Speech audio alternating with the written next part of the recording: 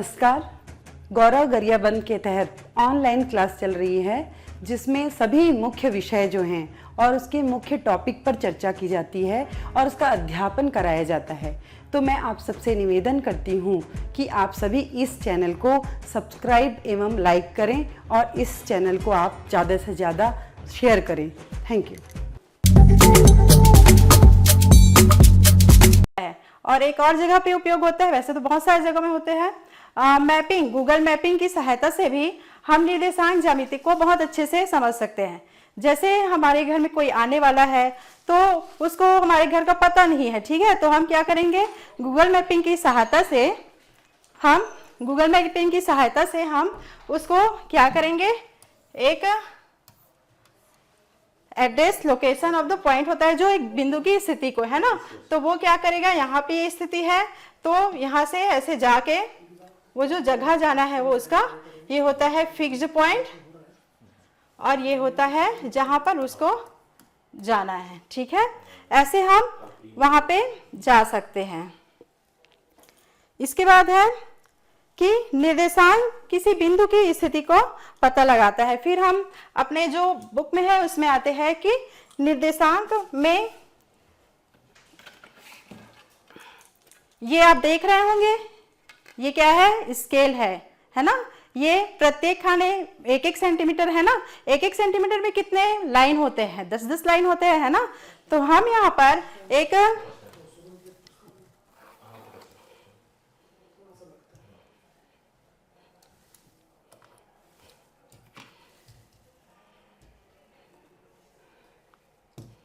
एक ग्राफ खींचेंगे। सर ये हो नहीं रहा है,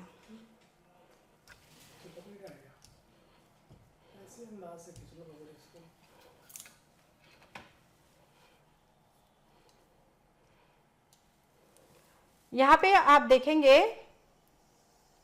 ये एक हम रेखा खींचे हैं, ये एक क्षैतिज रेखा है जिसको एक्स अक्ष कहा जाता है, जिसे आड़ी लकीर भी कहा जाता है ना। इसी के परस्पर लंबवत हम एक दूसरी रेखा खींचेंगे, ठीक है। इसे ऊर्ध्वाधर रेखा कहा जाता है, परपेंडिकुलर एक्सेस इसे बोला जाता है y अक्ष, ठीक है। और ये होता है x o x डैश और ये होता है y o y डैश, और ये दोनों का जो कटान बिंदु है उसे कहा जाता है मूल बिंदु।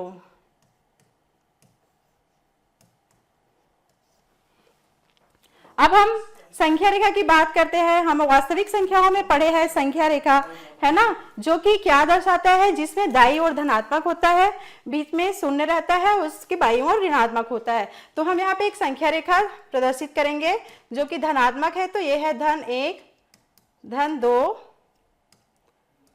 और धन 3, धन 4, धन 5। इसी तरह बाईं ओर जो है वो ऋणात्मक है, 1, 2,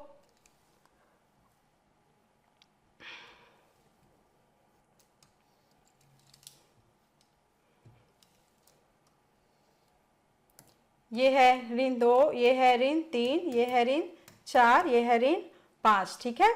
इसी तरीके से y अक्ष भी जो है वो धनात्मक होता है, धन 1, धन 2, धन 3 और धन 4। ये ऋणात्मक होता है, ऋण 1, ऋण 2, ऋण 3 और ऋण 4, ऋण 5, ठीक है। ये देख रहे हैं हम कि ये जो दो परस्पर लंबवत रेखा है वो 4 भागों में बटा जा रहा है। जैसे हम देखते हैं, एक पेज लेते हैं यहाँ पर, है ना, इस पेज को मोड़ते हैं। पहले हम इसको मोड़ देते हैं, ये एक बार हुआ, फिर हम इसको दूसरी ओर से मोड़ते हैं तो ये दूसरी बार हुआ। तो आप देख रहे हैं ये जो पेज है वे 4 भागों में विभक्त हो चुका है। ऐसे ही ये जो आलेख है ये 4 भागों में विभक्त हो जाता है, ठीक है। तो इसको बोला जाता है एक्स अक्ष, इसको बोला जाता है भुज और इसको बोला जाता है y अक्ष को बोला जाता है कोटि, ठीक है, ये भुज और कोटि मिल करके ही निर्देशांक का निर्माण करते हैं। अब मान लो जाए हमें ये पूरा समतल है ना, इसे बोला जाता है निर्देशांक तल। ठीक, अब मान लो जाए हमें कोई एक बिंदु लेते हैं, हमें एक बिंदु की स्थिति को पता करना है और हमें नहीं पता है, तो हम एक बिंदु लेते हैं, यहाँ पर देखते हैं कि ये एक्स अक्ष से कहां पर मिल रहा है ये बिंदु 3 पर, और वाई अक्ष से कहां पे मिल रहा है ये बिंदु 4 अक्ष पर। तो इसका पोजीशन हो गया एक्स अक्ष में है ये 4 और वाई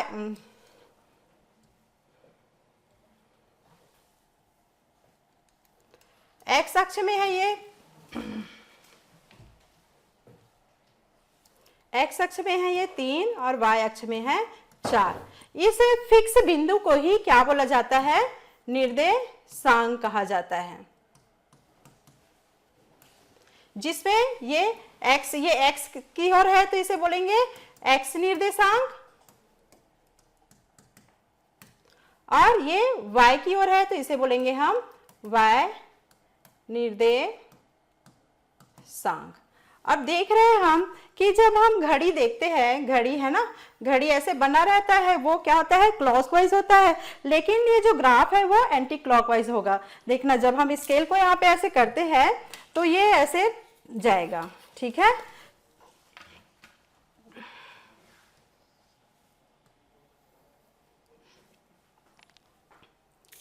ये होता है, ये देखिए 4 अक्षों में बटा हुआ है तो इसे क्या बोलते हैं, चतुर्थांश बोलते हैं।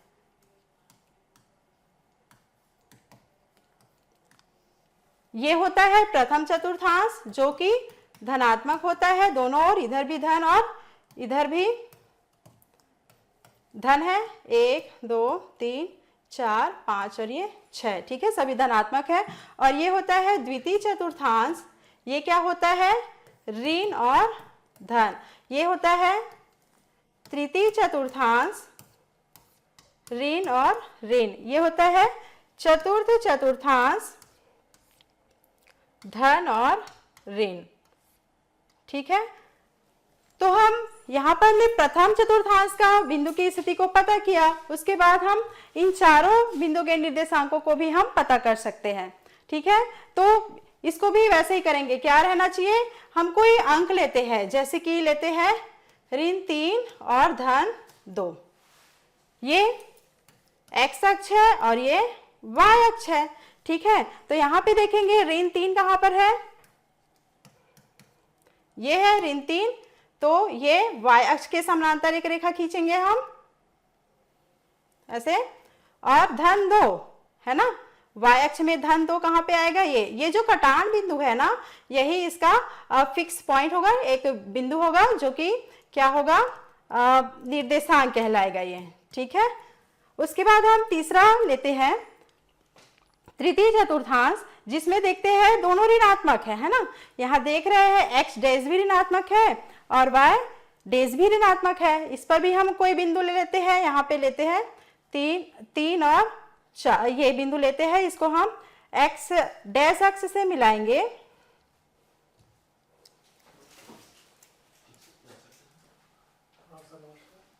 एक्स डैश अक्ष से मिलाएंगे हम यहाँ पे, तो ये है 3 ऋण 3 है ना, और y डैश अक्ष से मिलाएंगे तो ये है ऋण 4।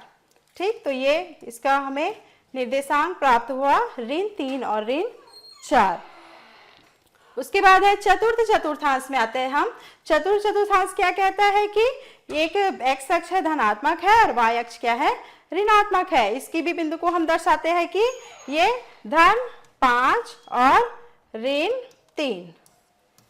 धन 5 कहां पे आएगा, एक्स अक्ष में आएगा यहाँ पे, और ऋण 3 कहां पे आएगा, वाई अक्ष में आएगा। दोनों का कटान बिंदु क्या होगा, ये चतुर्थांश का ये निर्देशांक होगा 5 और ऋण 3। ठीक है, इस पर बहुत सारे सवाल भी आते हैं, जैसे कि मूल बिंदु के निर्देशांक क्या होते हैं, हमेशा 0,0। ठीक है, मूल बिंदु के जो निर्देशांक होते हैं वो होते हैं 0,0। अब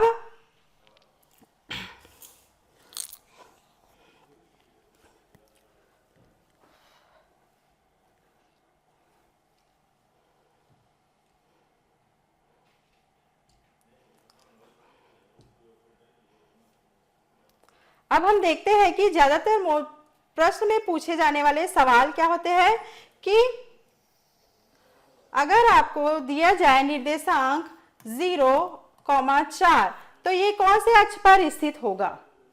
तो हम क्या करेंगे,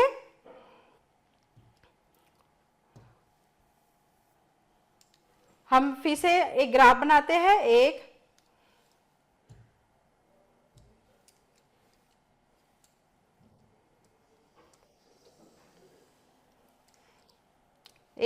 दो तीन चार, 1 2 3 4, ये 0 है।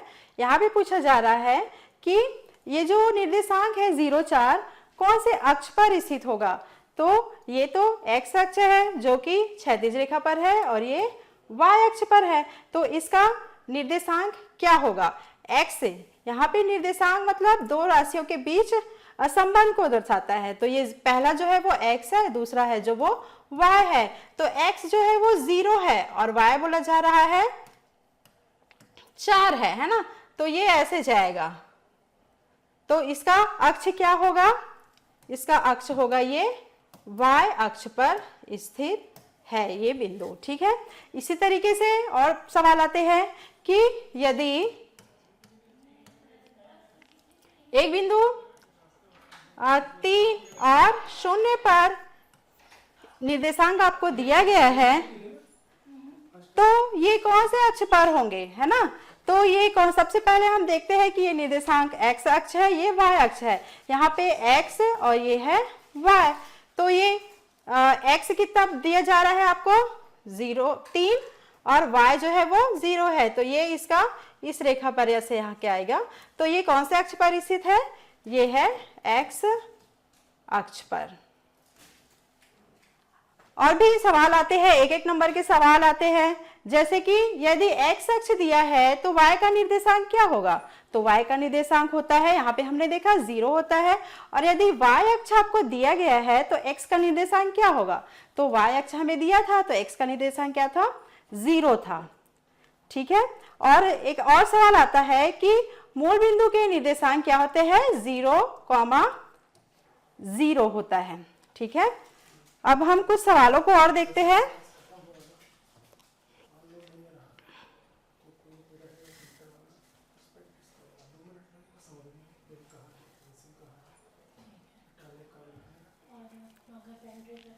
ठीक है,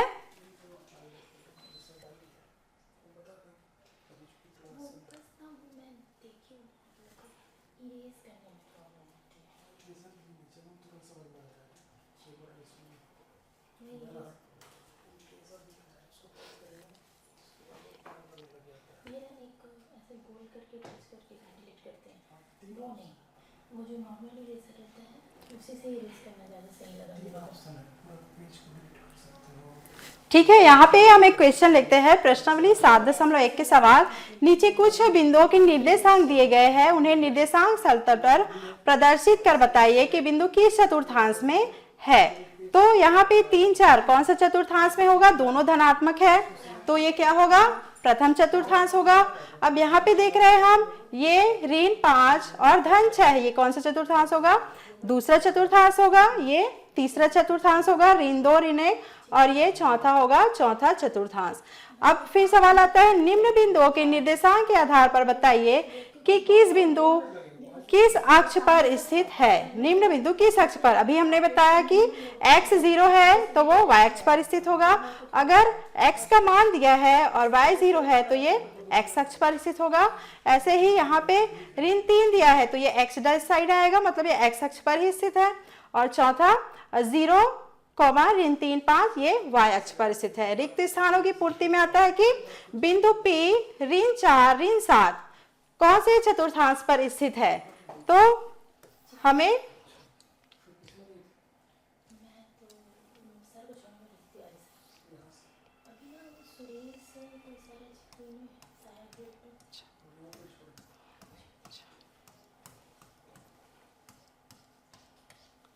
यहाँ पे दिया है बिंदु P ऋण 4 ऋण 7, ऋण 4 ऋण 7 तीसरा चतुर्थांश होता है।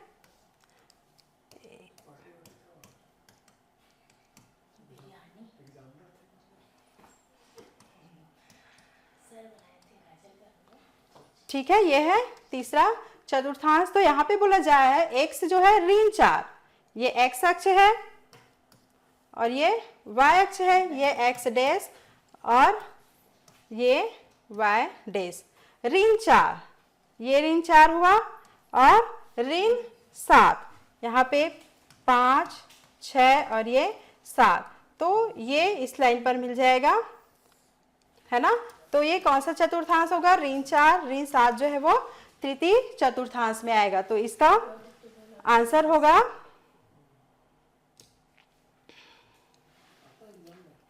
तृतीय चतुर्थांश। अब दूसरा सवाल है x अक्ष पर स्थित किसी बिंदु का y निर्देशांक क्या होगा? तो अभी बताया था x अक्ष पर कोई बिंदु स्थित है,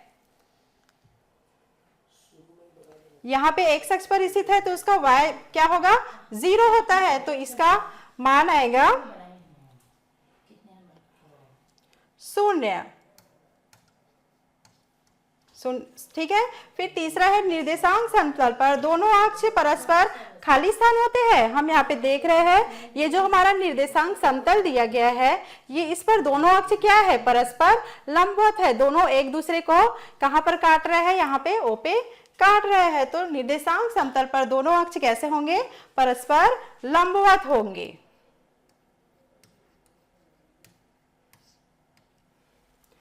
फिर चौथा है y अक्ष पर स्थित किसी बिंदु का x निर्देशांक क्या होगा?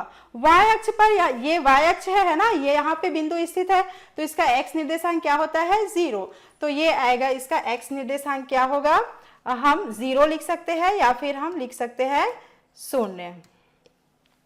मूल बिंदु के निर्देशांक क्या होता है? जब हम x अक्ष की शुरुआत करते हैं तो 0 होता है, y अक्ष की शुरुआत करते हैं तो भी 0 होता है।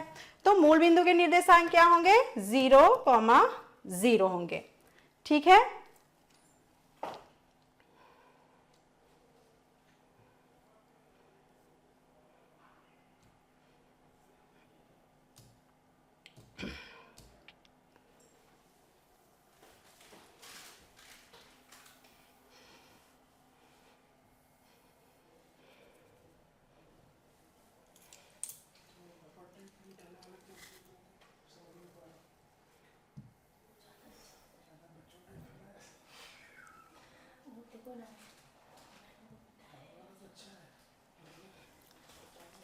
अब हम कुछ सवालों को लेते हैं, जैसे कि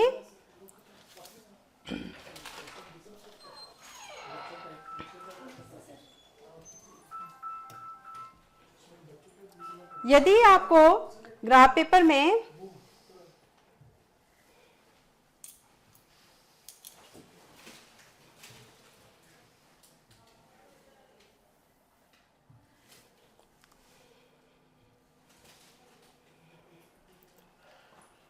क्वेश्चन लेते हैं, एक क्वेश्चन नंबर 1, एक बिंदु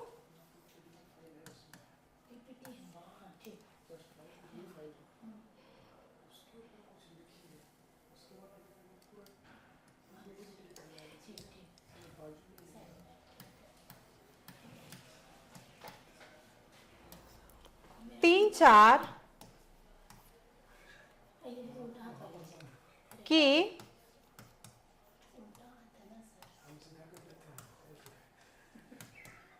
मूल बिंदु से दूरी ज्ञात करो। ठीक है, यहाँ पे एक बिंदु 3, 4 की मूल बिंदु से दूरी ज्ञात करो बोल रहा है। तो हम सबसे पहले क्या लेंगे? एक ग्राफ लेंगे, है ना।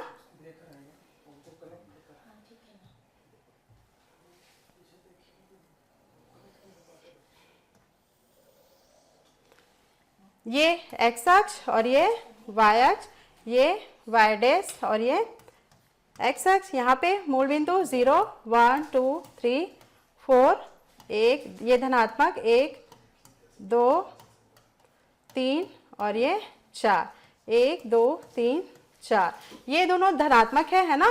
तो ये 1, 2, 3, 4। यहाँ पे बोला जा रहा है कि बिंदु 3 और 4 की मूल बिंदु से दूरी, मूल बिंदु क्या होता है? ये 0,0। तो हम x अक्ष की ओर 3 रेखा को मिलाते हैं और y अक्ष की ओर 4 रेखा को मिलाते हैं। तो यहाँ पे हमें एक निर्देशांक प्राप्त होता है, ये है 3 और 4। तो यहाँ से मूल बिंदु की दूरी को आपको बताना है। तो इसके लिए दूरी का सूत्र होता है दूरी बराबर root of x2 minus x1 whole square plus y2 minus y1 whole square. ठीक है, यहाँ पे x1 x2 ये जो है बिंदु दिया गया है तो उसको हम मानते हैं x1 और इसको मानते हैं y1। यहाँ पे मूल बिंदु के निर्देशांक क्या होंगे, x2 और ये होंगे y2। इनके मानों को हम यहाँ पे रख देंगे, है ना। x1 is equal to 3 and y1 is equal to 4। फिर x2 is equal to 0 and y2 is equal to 0। इस मान को इस सूत्र में हम रखेंगे तो हमें मिलेगा 0 माइनस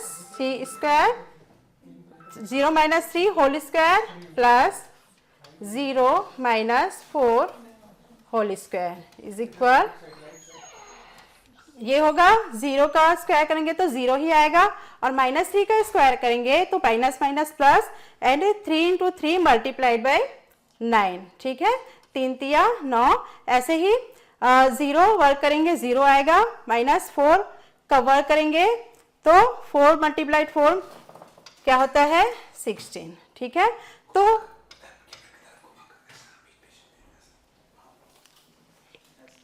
यहाँ पे 9 धन 16 कितने हुए, 25 हुए और 25 को हम गुणनखंडन करके तोड़ते हैं तो ये होता है 5 गुणा 5। ठीक है, तो ये करनी 5 का वर्ग, ये करनी और वर्ग कैंसिल हुआ, आंसर कितना बचा 5। तो यहाँ पे आंसर क्या आएगा 5। यहाँ पे हम पहले ही देखे थे कि x अक्ष का निर्देशांक कितना है, ये 3 यूनिट कवर करता है और यहाँ पे y अक्ष कितना यूनिट कवर करता है 4। और अभी हमने जब दूरी का आंसर निकाला तो हमें 5 मिला। तो मूल बिंदु से इस बिंदु की दूरी कितनी इकाई होगी, 5 इकाई होगी। ये 2 नंबर का सवाल है।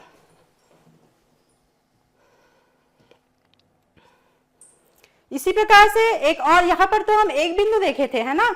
अभी दूसरा बिंदु भी है, 2 बिंदु दिए हैं, तब कैसे करेंगे। तो हम सवाल लेते हैं कि बिंदु दिया है 5 और 8 और एक और बिंदु दिया है 5 और ऋण 3।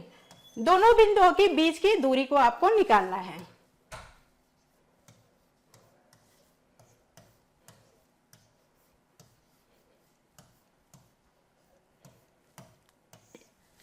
ठीक है, कैसे करेंगे हम, फिर से 2 बिंदुओं के बीच की दूरी, मतलब हम एक रेखा लेते हैं जिसमें से ये पहला बिंदु है और ये जो है ये दूसरा बिंदु है। ठीक है, यहाँ पे A दिया है, मान लो इस बिंदु का नाम A है, इस बिंदु का नाम B है, तो ये हो जाएगा 5 और 8। दूसरा बिंदु होगा 5 और ऋण 3। फिर से हमें तो सूत्र पता है ना, दूरी का सूत्र क्या होता है, root of x2 minus x1 square plus y2 minus y1। यहाँ पे ये x1, ये y1 और ये x2 और ये y2, इसको हम यहाँ पे मान रखेंगे। रूट ऑफ x2 5, ऋण x1 भी 5 है, दोनों का वर्ग करेंगे, प्लस y2 देख रहे हैं -3 और y1 देख रहे हैं -8, दोनों का वर्ग करेंगे। देखते हैं दोनों को घटाने से आंसर क्या आ रहा है, 0। ये हो गया 0 का वर्ग, यहाँ पे प्लस, फिर है ऋण 3 ऋण 8। जब हम ऋण ऋण को जोड़ क्या आता है, धन ऋण का धन, तो ये हो गया ऋण 11 का वर्ग, ठीक है। उसके बाद फिर ये तो 0 का 0 ही हो जाएगा, है ना। यहाँ पे ऋण 11, इसका मतलब है 11 को हम 11 2 बार गुणा करेंगे तो आंसर कितना आएगा, 121 आएगा। अब इसका हम फिर से गुणनखंडन करते हैं तो 11 गुणित 11 2 बार आया है, यहाँ पे ये करनी और वर्ग कैंसल, आंसर क्या आया, 11। तो इसकी इकाई कितनी होगी, 11। अभी हमने सबसे पहले में एक बिंदु की स्थिति पता की, फिर हमने 2 बिंदु की स्थिति पता की। उसके बाद हम अब देखेंगे एक और सवाल देखेंगे जो कि 4 नंबर का सवाल है।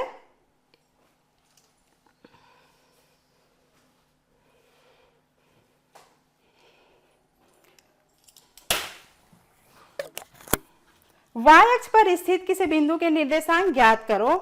अब एक नया सवाल आया है, y अक्ष पर स्थित।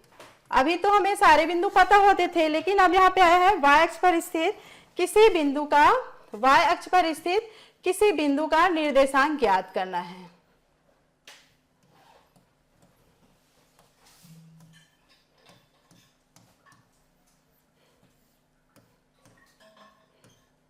जिसमें आपको 2 बिंदु दिए होंगे, 5 ऋण 2 और 3 और 4।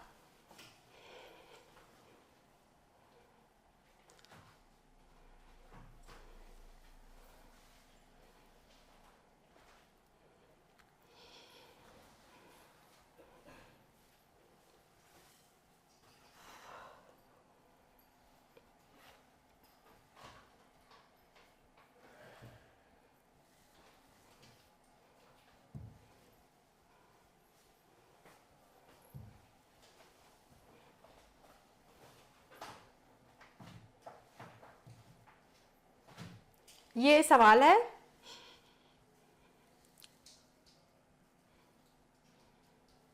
y अक्ष पर स्थित किसी बिंदु के निर्देशांक ज्ञात कीजिए जो बिंदु 5 ऋण 2 व 3 4 से समदूरस्थ है। तो इसको निकालने के लिए हम पहले इस y अक्ष को ही समझ लेते हैं, ठीक है। तो यहाँ पे मैं एक ग्राफ बनाऊंगी, y अक्ष पर स्थित किसी बिंदु,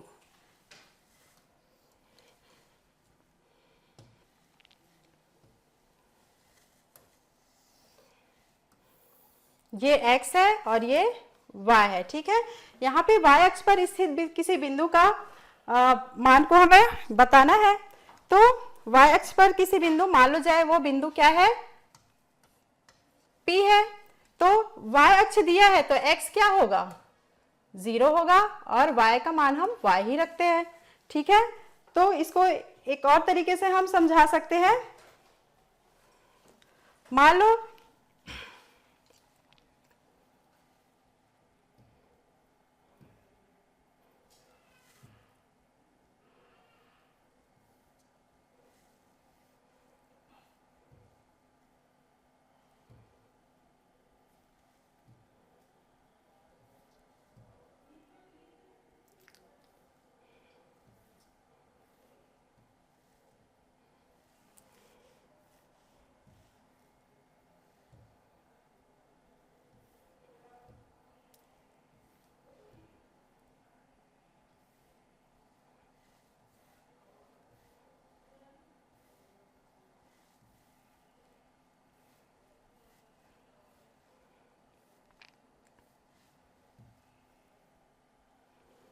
यहाँ पे दिख नहीं रहा है सर,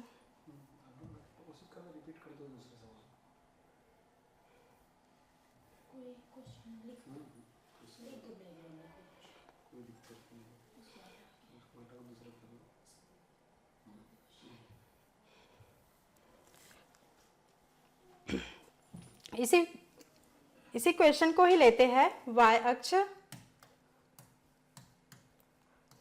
पर किसी बिंदु के मान को आपको बताना है, ठीक है। और आपको 2 बिंदु दिए गए हैं। कितने बिंदु दिए गए हैं, 2 बिंदु, एक और ये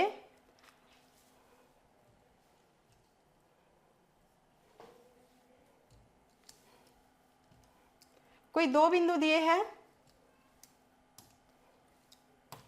ए और बी, और हमारा सवाल जो है वो है y अक्ष पर स्थित किसी बिंदु के निर्देशांक ज्ञात करो जो बिंदु 5 ऋण 2 व 3 4 से समदूरस्थ है।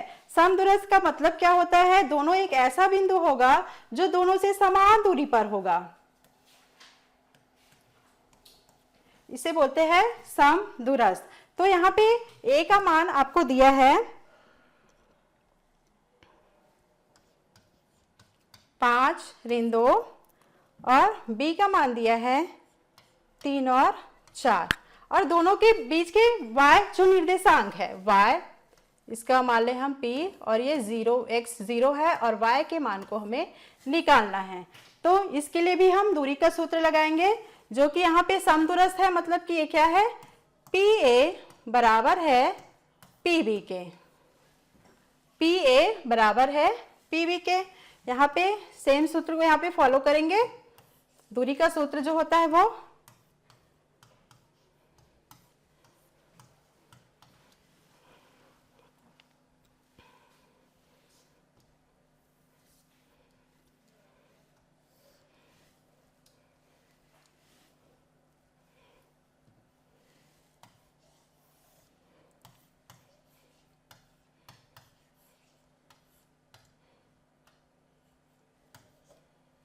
बराबर PB जो है इसका भी सेम सूत्र होगा,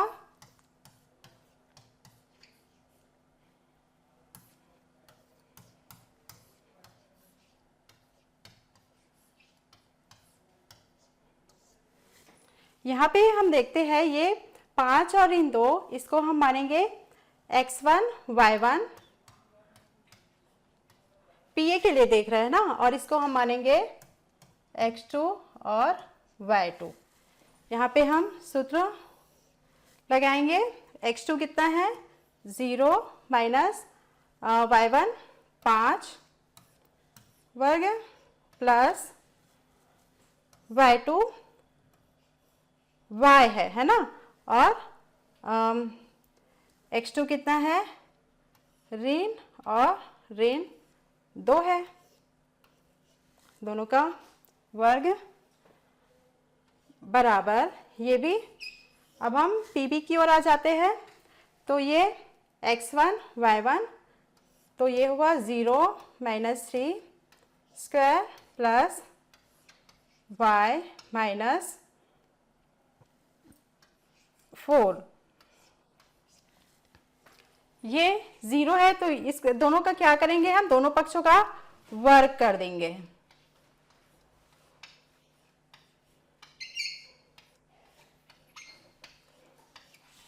वर्क करने पर क्या होगा, ये 5 स्क्वायर, ये माइनस माइनस कितना हुआ प्लस, तो ये हो जाएगा y square plus 4y plus 4 equal, ये हो जाएगा 3 का वर्ग धन ये y का वर्ग ऋण 4 चौक धन 4 चौक 16, उसके बाद होगा ये होगा ऋण 8y। यहाँ पे हम इसको और अच्छे से सॉल्व कर लेते हैं।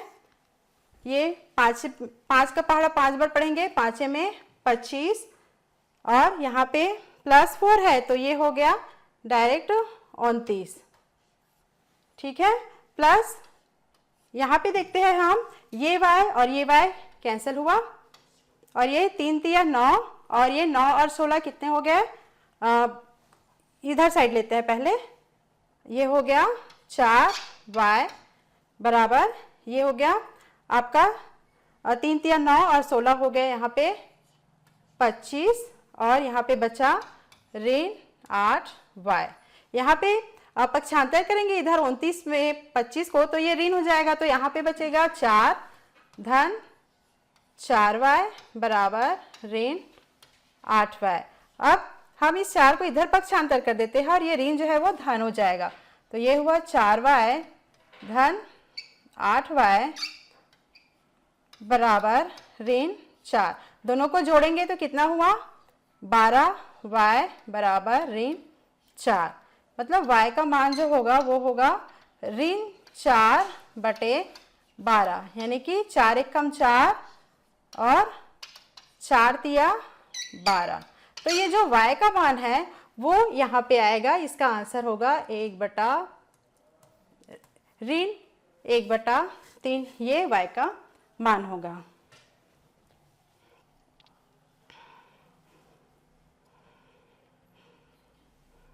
इसके बाद हम लेंगे ढाल या प्रवणता।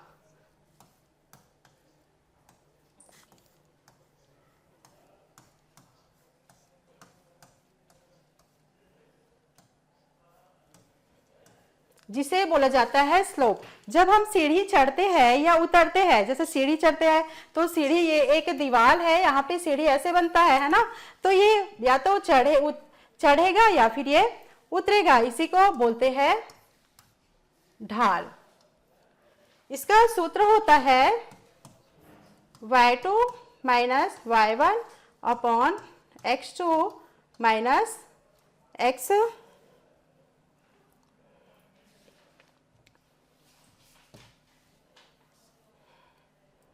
x2 minus x1। इसके लिए भी हम एक सवाल लेते हैं जिसे हम इसको प्रूव करेंगे। उसके लिए हम लेते हैं एक रेखा बिंदु 3, 7 से होकर जाती है। एक जो रेखा है वो एक बिंदु 3, 7 से होकर जाती है और दूसरा बिंदु 6, 8 से जाती है। तो इसकी प्रवणता क्या होगी? तो सेम ऐसे ही यहां पर भी हम लेंगे x1, y1, x2 और ये हुआ आपका y2। यहां पे